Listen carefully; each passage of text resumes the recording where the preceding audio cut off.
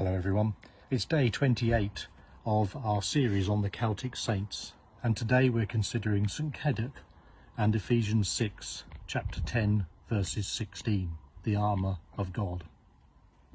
St Cadoc was a 5th to 6th century abbot of Llangcarfen near Cowbridge in Glamorganshire.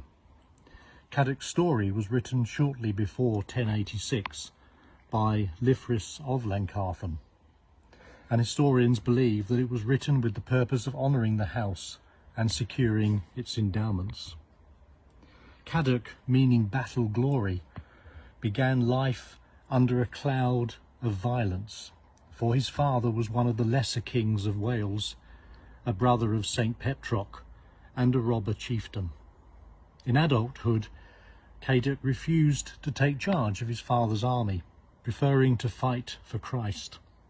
He founded his first monastery at Llangcarfen in the Vale of Glamorgan, and from there he went to Ireland to study for 3 years. Returning to Wales, he studied with teachers of rhetoric from Italy. He then travelled to Scotland, where he founded a monastery in Cambuslang. Back at Llangcarfen, his influence helped it to grow into one of the chief monasteries in South Wales.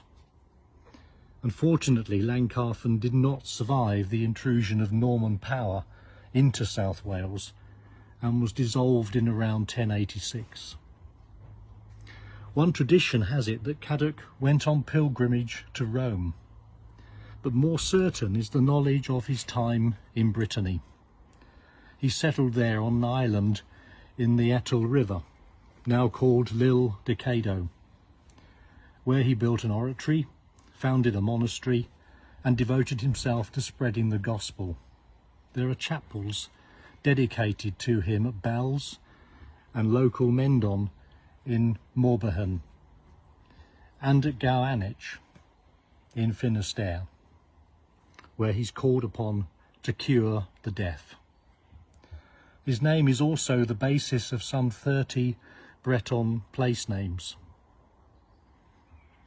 St Cadoc clearly lived out the teaching of Apostle Paul to the Ephesians by living out the gospel message and standing up for Jesus wherever he went, establishing monasteries and setting the right example for people to follow.